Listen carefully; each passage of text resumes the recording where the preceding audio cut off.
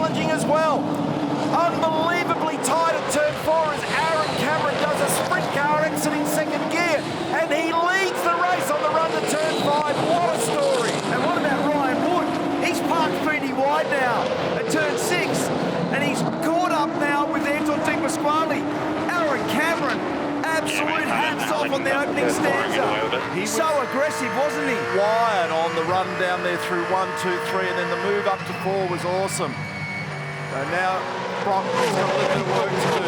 He's also got to understand who he's racing in this championship battle and not get too carried away as Will Brown shows the nose. Underneath Anton Di Pasquale, and this is a hot spot.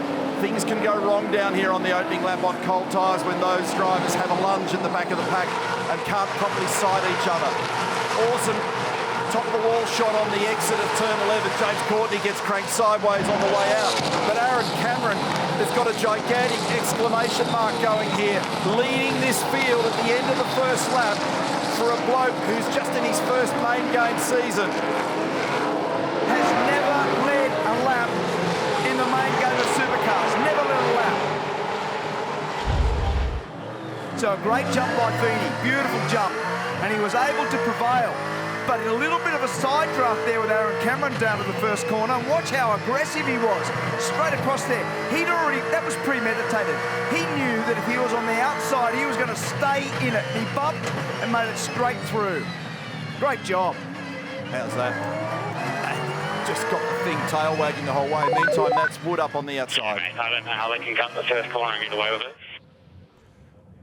Have a look at this super slow-mo replay. So Brock's online, but on the slide, he had no space either. He couldn't do anything about it. For Aaron Cameron, he kept his foot in the bucket, jams 100% throttle here through turn 3, stays with it all the way up here. Remember that at this point, the things want to slide and get away from you, and then with a cold tyre on a painted line, Ryan Wood just plunges up the inside, hows the slide out the other side of turn 4 for Aaron Cameron, and he rode it all the way. Actually did a bit of it on the grass, believe it or not, got away with it. Often that doesn't work out. Now here's what happened further back in the pack. We're looking at the black and red car, and that was more than just a love bite. That's a pretty significant thumb.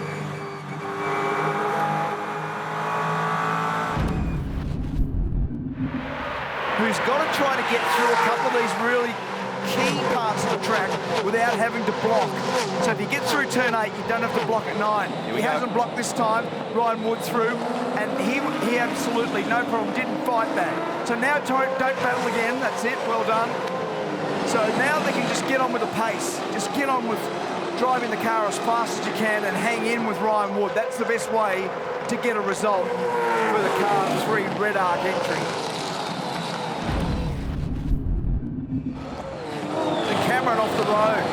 Aaron Cameron off the road. I can't pick where that is yet. It looks like maybe turn 4. Nothing to pick here. Yeah, so it's turn 4 runoff, and that might bring the safety car out because that's actually in the runoff road. So well, it's definitely damaged. The right-hand rear is damaged there. And he might have bumped the fence coming out of turn 3, the guardrail or the barrier on the right-hand side may have caught him out. Now the drama, when you think about this for Feeney and Brown, is what do you do if you've got a safety car or you've got a pit stop strategy now, because those two cars will be clumsy with each other. But given where he's parked it, I don't think there's any great risk of that at the moment. But your point's valid. Something else occurs, which tends to happen on these circuits. Anything's possible. How's that for a margin? Already 3.2 seconds, but there's a big question mark over the engine behaviour in car number 88. We've seen a bit of reliability trauma. Oh my goodness, in the grass, and in the wall goes Mostert after contact with Randall in a straight line. What's all that about? He ran off by himself. So he ran wide by himself, and then Randall was alongside him and made contact alongside each other on the pit straight there. But Chaz had run wide. I just saw in the background that he ran wide, but that was a Dodgem car seen coming down the pit straight. Watch this, he runs wide. See how he ran wide there?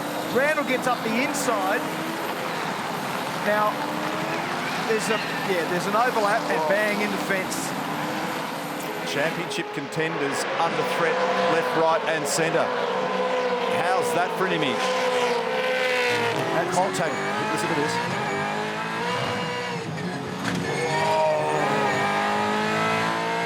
That's making me sweat.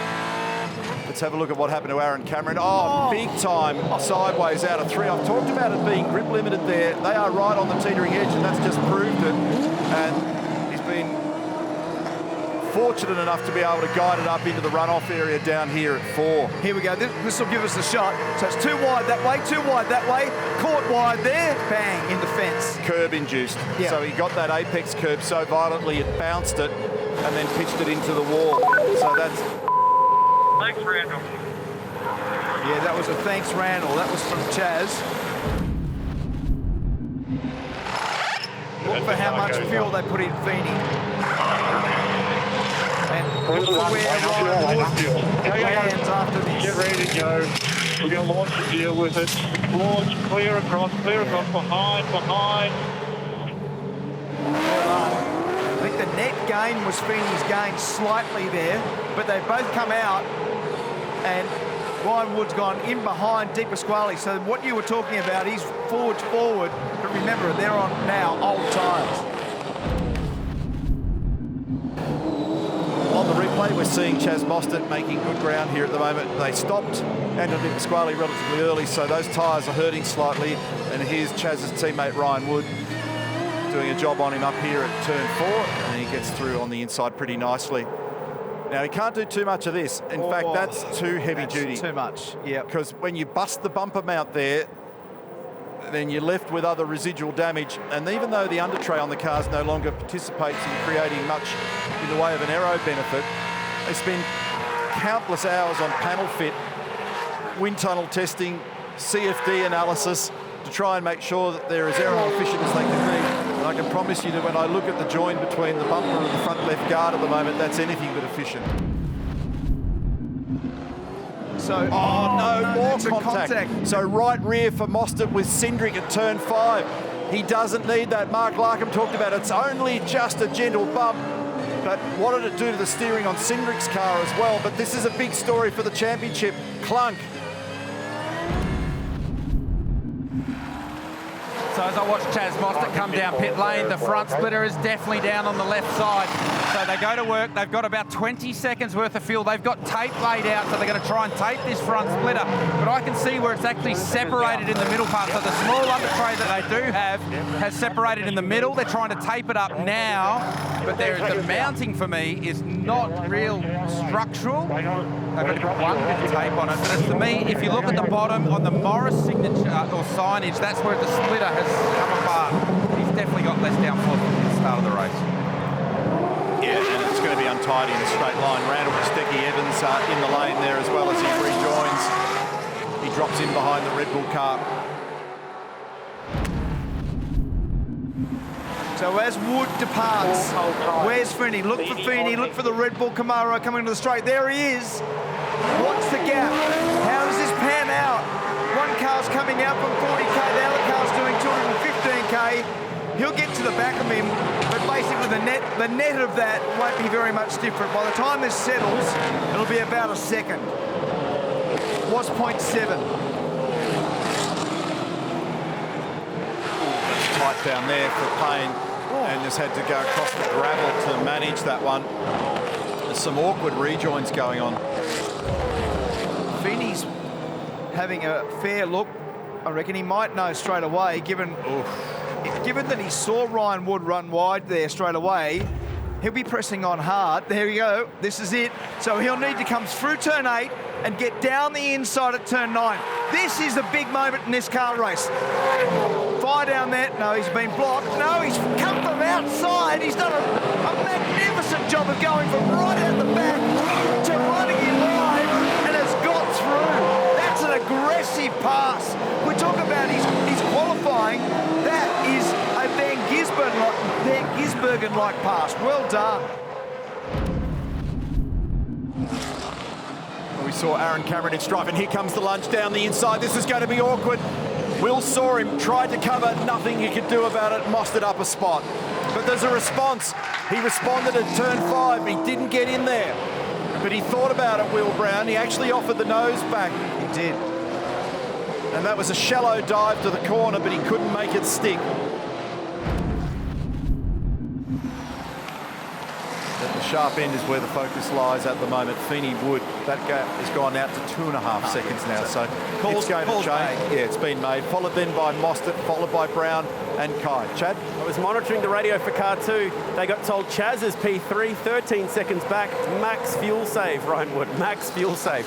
And look at that, he's just knocked it off 1.2 seconds. Here we go. We've got contact here. Thanks for that, Chad. But that's all lighting up down here at the moment in the battle between Brown and Allen. And that brings Di Pasquale into the party. Oh, and it's on again at the right-hander at turn 5, and contact again as they fight. And Di Pasquale climbs over the top of Allen. There's damage on Brown's car. It's gone crazy at the back end in Adelaide. And this could change everything for Will Brown and for Kai Allen. Have to be careful here now, because you don't need to have steering damage when you get to turn 8. They got through there really well. Great job. Damage on the back of Will Brown's car. Aggressive move by Kai Allen. Down the inside there is Matt Payne on Anton Di Pasquale.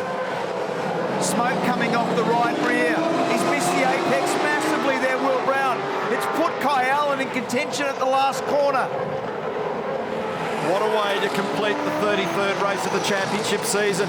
These guys are clinging by their fingernails for a battle in this championship. Matt Payne's in there. Thomas Randall's in there. Anton Di Pasquale's got damage. He's dropped out of the play. Got 2 laps to go. Feeney's now got nearly 7 seconds as they go through the process with Wood and Mostert of flipping them around. But we cannot take our eyes away from this little battle at the moment. What a wild moment 1 lap ago, and it's on again at turn 5 as Randall covers this time. He's covering Payne. There's Mostert. He's driven off into the distance while these blokes have been doing that. They're trying to tear him apart. And now Waters down the inside on his teammate. Wow. 13 now. He's up 13 spots, Cam Waters. He's flying. I can't believe that other than Di Pasquale that the rest of them all got away with that seemingly. But Anton's obviously been hurt, so he's down now in 10th. And look at the teammates. Randall covers down the inside here. He's got Waters underneath him trying to make a play. Didn't get it done. 1 to go for the race leaders. Don't worry about cars overtaking. Don't worry about cars overtaking. They're lapped down. So Feeney's got this in the bag, provided he's mistake-free on the last lap. Waters and Randall again at it. The teammates are having a huge dust-up down there at the final corner. They are battling hard. And we're about to see the max fuel stave strategy option called on Ryan Wood. So he's back now, 11.5 seconds adrift of Feeney. Kai Allen still pressuring. And he's still 4 seconds up the road, so he's going to almost get it back to a walking pace to flip them around as the Tickford boys keep duking it out here. James Courtney down the order in 9th position. Half a lap remaining in this one as Kai Allen continues to try, search high and low for a way round here to see whether he can get the job done. There's the gap between Wood and Mostert. They've still got to sort that out. These blokes are battling for 4th and 5th here at the moment. That's Ryan Wood on the radio. And covering down the inside is Wood. More contact again in the right-hander from Kai Allen. And down to the checkered flag after a masterful performance is Brock Feeney, who's got one hand on the trophy based on today's fine performance. And here's the switch around. Ryan Wood makes space for Chaz Mostert. They call it max fuel save. We know what it is, and that gives Mozzie the opportunity to come up here, stay in 2nd position on the racetrack today, maximise the points to give himself an opportunity to throw a punch tomorrow. And this is how it all washes out. That was 1 hour and 46 minutes of entertainment on the streets of Adelaide. And it's Brock Feeney who wins by a comfortable 17 seconds in the end, but with so many different things playing out at once in race 33. Mostert and Wood, again, Walkinshaw and Andretti United getting a couple up onto the podium. They've got some fast cars here this week. And those 2 Chevys at Red Bull, the only Chevys inside the top 10, with Kai Allen bringing it home inside the top 5. The rear gunner there with his teammate just behind him. And over the page, Anton Di Pasquale. He had his own fuel issues as well as the steering drummers after the big contact that he had there with Kai Allen. Jaden Ojeda, they were managing that car throughout as well. And then Jack LeBrock, we saw him pull over towards the end. Austin Cindric, the damage from Chaz Mostert. Bryce Forward, a lap 1 crash. And Aaron Cameron, today's heartbreaking story after leading some early laps. So the Drivers' Championship and that top 4 still very much all open tomorrow. And as Chaz Mostert said, that rain that is forecast, you never know. 23 points, it's not an awful lot,